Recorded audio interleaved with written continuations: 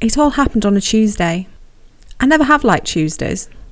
They always remind me of being at school, when the weekend seems so far away. Also, for reasons I've never fully understood, libraries always seem to be closed on Tuesdays.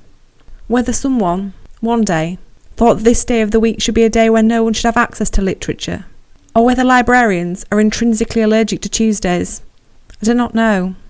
Either way, they are always closed, and being a whole 24 hours away from my next friend makes me feel slightly melancholy. Anyway, enough about the library and their liberal approach to opening times. It doesn't really matter what day of the week it was. It was a day just like any other. It should have been rather mundane, dull and uneventful, which, at my age, is just how I like my Tuesdays. I'd gone down to the allotment.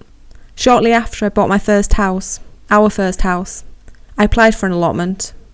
I'd heard that the waiting list was a mile long, but I knew a chap who worked at the council, Green his name was, who managed to secure me a plot of my very own the next year. So that's where I was, on that ever so peculiar Tuesday, when it all happened. I had been out watching the planes. We live under a flight path, and I have always enjoyed whiling away my time watching them fly by. My dad had been a pilot, and I used to marvel at the wonders of flight. Never quite been able to get my head around the concept of those flying through the air. It doesn't seem natural somehow. The inner child has never left me, and I still enjoy making paper aeroplanes from the scraps of paper I see lying around. Often discarded envelopes and junk mail. Glenn giggles when he looks into the recycling and sees a squadron of crashed planes amongst the milk bottles and yoghurt pots. I've been plane spotting for years, much more fun than watching trains, with none of that standing around on cold platforms, wearing anoraks for hours in the hope of taking a happy snap of a locomotive as it chugs into view. I've been coming up to the allotment a few days a week for I don't know how long. The years have started to get away from me. I lie in my deck chair and watch the daily service of planes arch across the sky, leaving white plumes as they go. I track the activity in a little notebook. You could set your watch to them. The flights are never out of sync with the flight plans. If only trains were so dependable. Sorry, I'm getting off track again. Blooming trains. But on this particular Tuesday, the Tuesday when it all started, a new craft flew overhead. At first I thought I was mistaken, that my watch had stopped and I'd lost track of time. But it was still working like clockwork, so to speak. I blinked in rapid succession, as if to remove some make-believe fleck of dust that may have been marring my view, but there was no denying it. Something rather unexpected, was flying overhead. The craft itself had a slight red tint about it, like a tiny red fire ant dancing across the sky.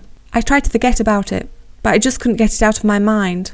The next afternoon I went again to my allotment, and waited until my friend greeted me with its presence. It was later this time, a good hour after Tuesday's flight. This ruled out any ideas of the plane purely being an addition to the roster of flights coming from the local airport.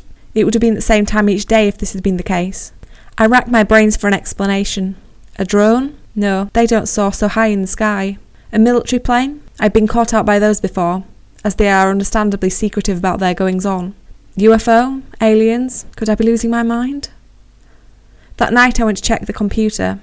I hadn't been keen to buy the wretched thing, but our son talked us into it, saying that it would help us stay in touch while he was away travelling. But with little interest in surfing the web, my internet activity rarely goes further than emailing Danny. But now I had a reason. I searched and searched, but found nothing. I still go down to the allotment every day, always looking out for my little friend. I never have worked out what it is, who it is. I know it sounds silly, but I am starting to think it could be a UFO. Haven't told Glenn though. He'd probably just laugh, but I think I can trust you to keep my secret. I wonder what the aliens are trying to tell me.